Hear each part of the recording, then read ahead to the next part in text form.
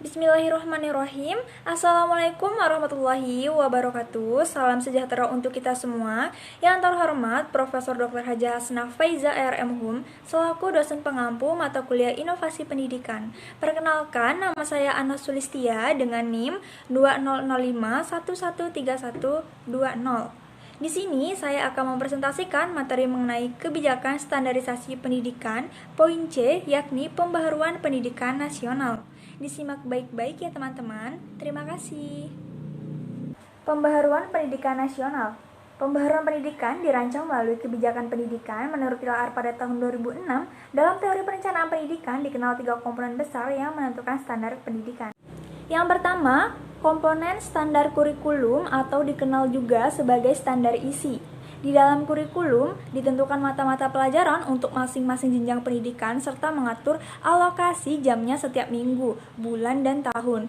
Selain itu, kurikulum disusun berdasarkan sudut pandang seperti kurikulum yang berorientasi kepada mata pelajaran disebut sebagai subject matter kurikulum.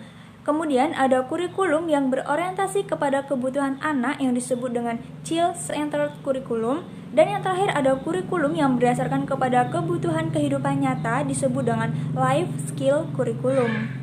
Selanjutnya yang kedua ada standarisasi performance atau untuk kerja. Standar isi baru merupakan tuntutan yang dimajukan kepada peserta didik untuk dikuasai. Tingkat penguasaan materi yang disodorkan kepada peserta didik bahkan yang sangat menentukan standar proses pendidikan. Seperti telah dijelaskan, performance tersebut merupakan suatu proses yang berkelanjutan. Suatu ujian yang dilaksanakan sewaktu-waktu merupakan profil sekejap dari kompetensi ini. Oleh sebab itu, di dalam proses pendidikan, seorang guru merupakan seorang ayah yang mengetahui dengan lebih tepat proses pencapaian kompetensi. Pekerjaan seorang guru sehari-hari disebut suatu pekerjaan evaluasi. Antara ujian dan evaluasi terdapat perbedaan yang sangat besar. Dan yang terakhir adalah kesempatan belajar atau opportunity to learn OTL. Di dalam OTL tersebut termasuk biaya yang tersedia untuk melaksanakan tugas-tugas rutin dan tugas-tugas inovatif dalam lingkungan sekolah, termasuk di dalamnya fasilitas fisik, gedung yang menyenangkan, dana rutin, dan dana untuk aktivitas. Selanjutnya, menurut Pilar pada tahun 2006, gerakan reformasi melalui standarisasi diterima secara antusias oleh masyarakat Amerika.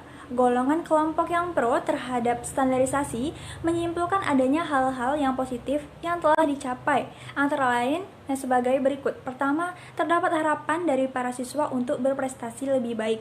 Kedua, para siswa menemukan tantangan yang akan diatasi sebagai motivasi proses. Ketiga, terjadinya pengelompokan yang lebih heterogen dari para siswa karena terarah kepada standar yang sama. Keempat, para siswa lebih responsif kebutuhan keberagaman kebutuhannya. Kelima, para siswa lebih aktif belajar. Keenam, terbentuknya kelompok-kelompok belajar siswa.